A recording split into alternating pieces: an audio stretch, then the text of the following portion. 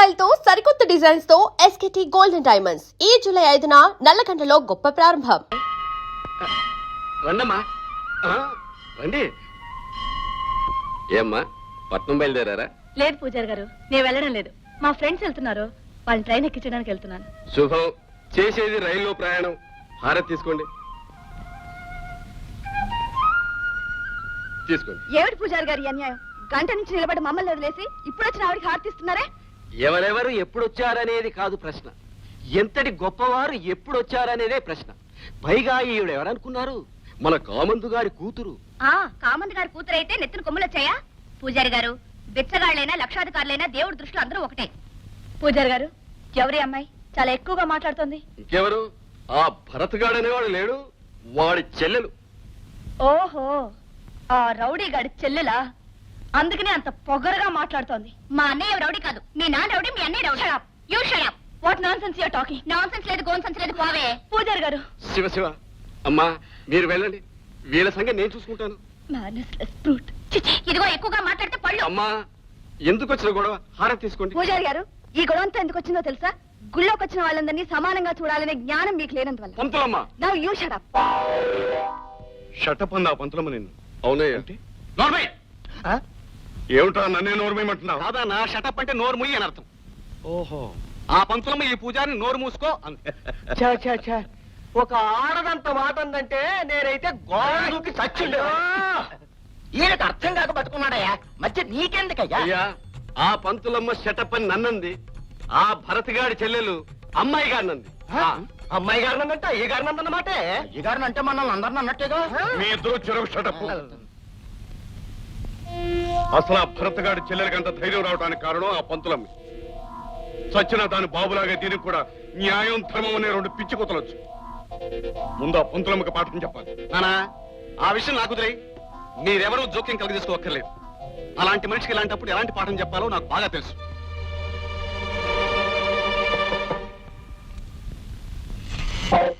మీరా ఎందుకు ఇలా వచ్చారు? అదేం ప్రశ్న? వారిలో తాగుబోతూ భామ దగ్గర తిరిగిపోతూ ఎందుకు వస్తారు? అందుకే నేను వచ్చాను. Shut up.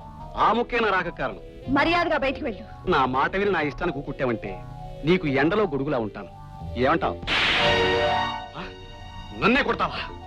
ఆడదానికి నీకే ఇంత పొగరుంటే మగాడికి నాకెత్తుండాలి?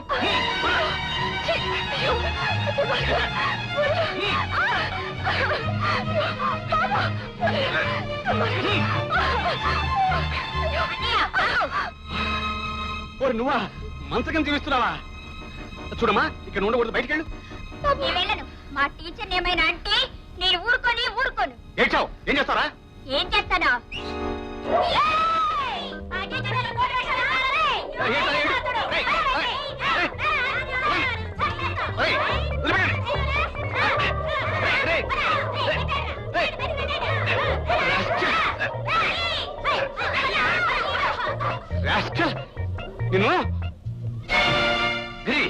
నువ్వు మనిషివా పశువా?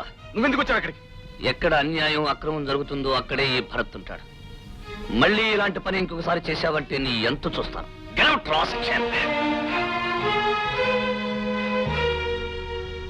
బాబు, ఈ రోజు మీ టీచర్ని నువ్వే కాపాడావు. నిజంగా అలాంటి తండ్రికి నీలాంటి మంచి బిడ్డ ఎలా పుట్టాడో నాకు అర్థం కావడం లేదు. ఆ తండ్రి ఎటువంటి వాడు? పాపం బాబుకేం తెలుసు? నాకు తెలుసు టీచర్, మా నాన్న హిరణ్యకశిపుడు. అయితే నువ్వు ప్రహ్లాదుడు అన్నమాట. మరి శ్రీమన్నారాయణుడు ఎవరు? ఇదిగో ఈ భరత్ బాబే శ్రీమన్నారాయణుడు. చూడమ్మా శారద, నువ్వు నన్ను దేవుడుగాను శ్రీరామచంద్రుడుగాను అనుకోవద్దు. ఓ అన్నయ్యగా అభిమానిస్తే నాకు అంతే చాలు. నాకు తులసంతో నువ్వు అంతే. అన్నయ్య. చెల్లెమ్మా, మీరందరూ మాట్లాడకుండా శ్రద్ధగా వినండి. నా ఒక్కగానొక్క కూతురు రోజా పట్నంలో శ్రద్ధగా వైద్యం చదివి ఈ ఊరొచ్చింది. ఆమె కోసం నేను లక్షల ఖర్చు పెట్టి ఈ ఆసుపత్రి కట్టించాను. దాని ప్రారంభోత్సవానికి గౌరవనీయులైన సమితి ప్రెసిడెంట్ గారు ఇక్కడికి వచ్చారు. భూస్వామి నాగరాజు గారి మహోన్నతాశయాన్ని మనసారా మెచ్చుకుంటున్నాను. మన గ్రామ ప్రజల కోసం మొట్టమొదటిసారిగా డాక్టర్ అయి వచ్చిన కుమారి రోజా గారికి నిండు మనసుతో స్వాగతం పలుకుతున్నాను. Thank you.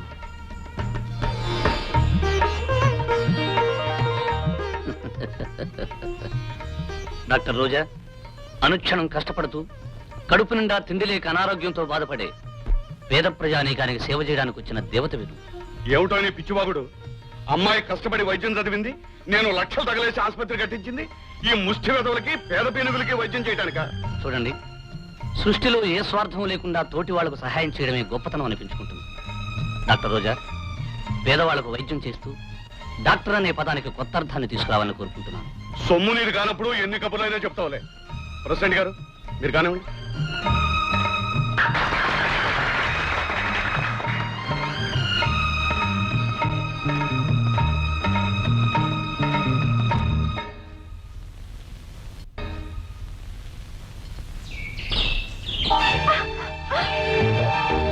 ఏమే పంతులమ్మా, ఇంటికంటే గుడి పదిలమన్నారు. నల్లుల్లా పిల్లల కాపలా కాసే నీ ఇంటికంటే ఎవరూ లేని ఏకాంతం బెస్టే నీ అంతు చూడ్డానికి.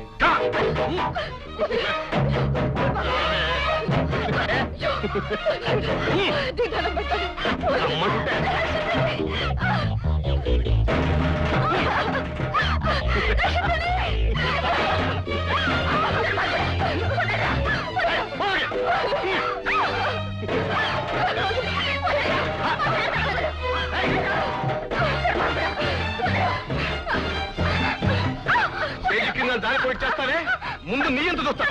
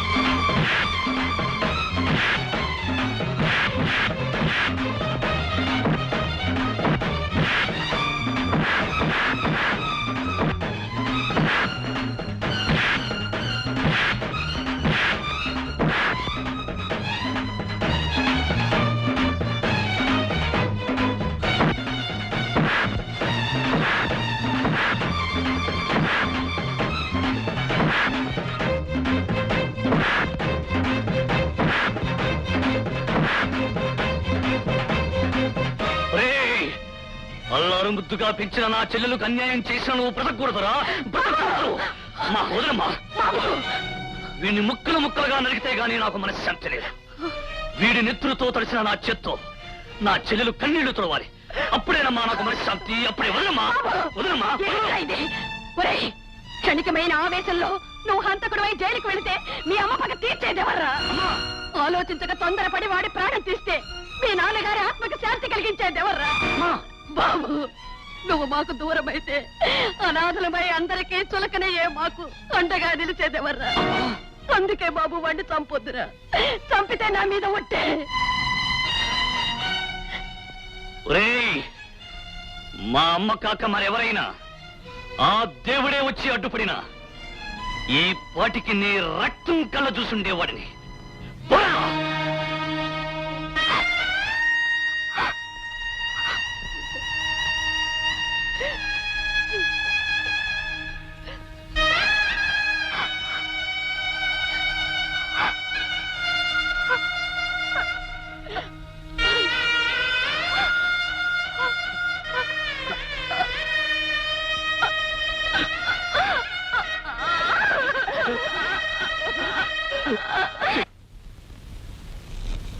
అయ్యా అయ్యా, ఇది ఇలా జరుగుతుందని ఈ రోజు చెడ్డ రోజుని నాకు ముందే తెలుసండి. ఎందుకంటే తెల్లవారుజాము నాకు ఇది చెడ్డ రోజు ఏమిటి? ఇది మనకు మహా గొప్ప రోజు. వాడి చెల్లెల జీవితం నాశనమైనందుకు మనం ఆనందించవలసిన రోజు. వాడి కుటుంబానికి ఇంత ఘోరం జరిగినందుకు వాడికి చెడ్డ రోజు. అయ్యా అయ్యా, నాదో చిన్న మనవి. ఏం లేదు బాబు, ఆయన అసలే పులి, ఇప్పుడు దెబ్బతిన్న పులి. ఆయన ఇలాగే విడిచిపెట్టేసామనుకోండి, రేపొద్దున కక్ష భూని అబ్బాయి గారు ఏమైనా చేయొచ్చు కదండి. ఆ తర్వాత మనం ఏం చేసినా లాభం లేదు.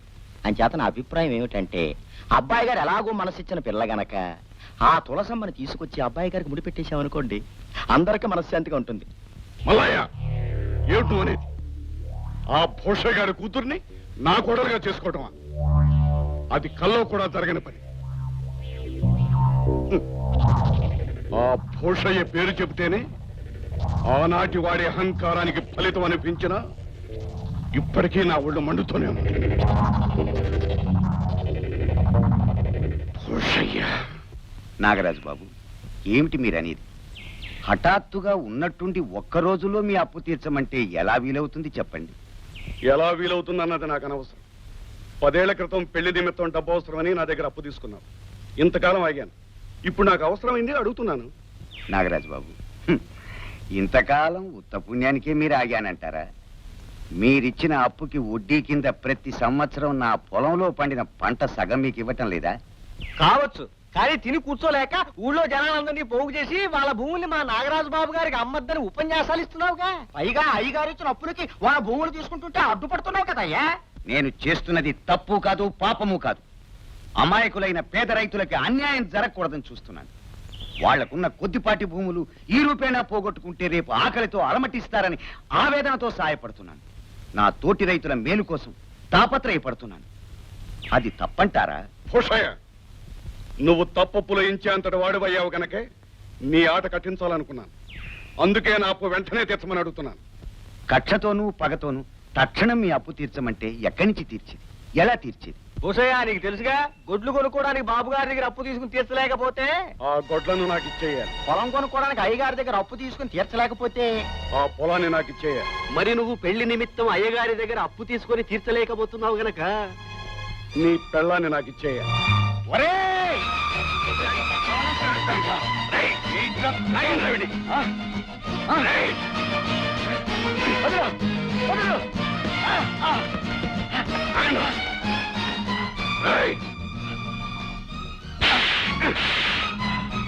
ఈ నాగరాజు మీద చెయ్యెత్తిన వాడెవడో ఇంతవరకు బ్రతికి బయటపడలేదురా.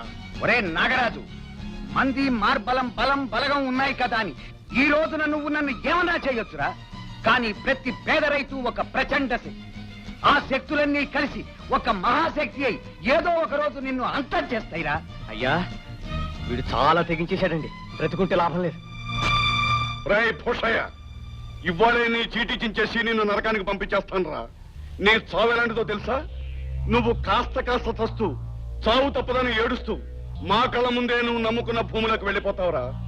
నీ భార్యా పిల్లలకి నిన్ను చూసి ఏడవడానికి నీ శవం కూడా దొరకదురా. చూసబడండి. తినమ్మా. పార్వతమ్మా, మీ అన్ని నాగరాజు మనుషులు చావు బాధ ఏడ్చుకెళ్తున్నారమ్మా. ఏంటి నువ్వు అనేది? అవునమ్మా, మామిడి తోట వైపు ఏడ్చుకెళ్తున్నారు. ఏం చేస్తారో ఏమో.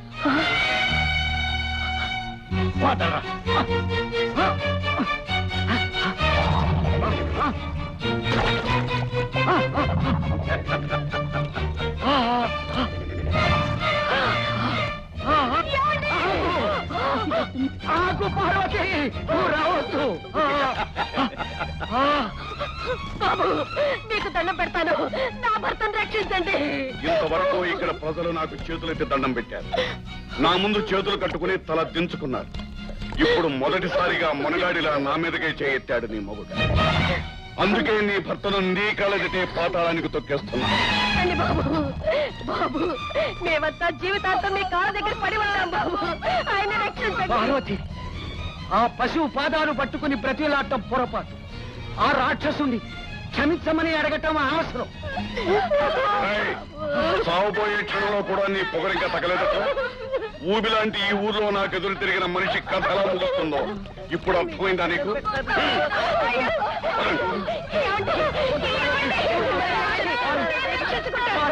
మీరు లేకుండా నేను బ్రతకలేను. కష్టాల్ని నష్టాల్ని భరించి తల్లిని తండ్రిని నువ్వే మన బిడ్డల్ని పెంచాలి. ఏమండి? అంతేకాదు పార్వతి, మన బాబుని నీతికి నిజాయితీకి రూపంగా పెంచాలి. ఆ రాక్షసుడు నాగరాజుని వాడి మనుషుల్ని అంతం చేయటానికి పెంచాలి. అవును పార్వతి, పెరిగిన బాబు కారణంగా వాళ్ళు నీ పాదాల మీద పడాలి, ప్రాణభిక్ష పెట్టమని నిన్ను వేడుకోవాలి. ఆనాడే నా ఆత్మకు శాంతి, ఆత్మకు శాంతి.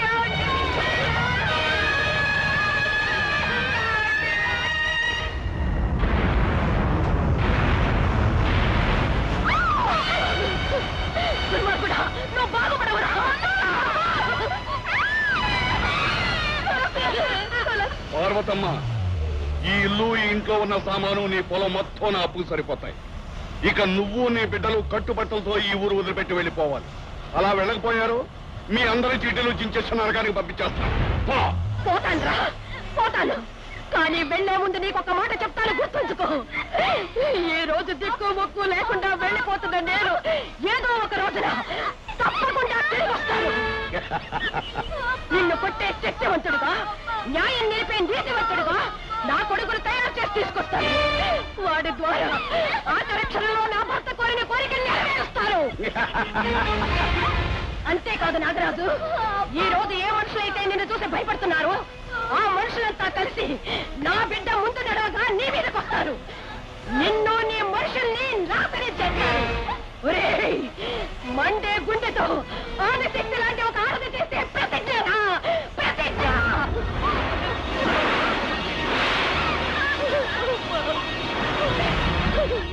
అలాంటి శపథం చేసి ఆ దుర్మార్గుడి అంతు చూస్తానని ఆ రాత్రి వానలో దిక్కు మొక్కు లేని దానిలా మిమ్మల్ని తీసుకుని వెళ్ళిపోయాను.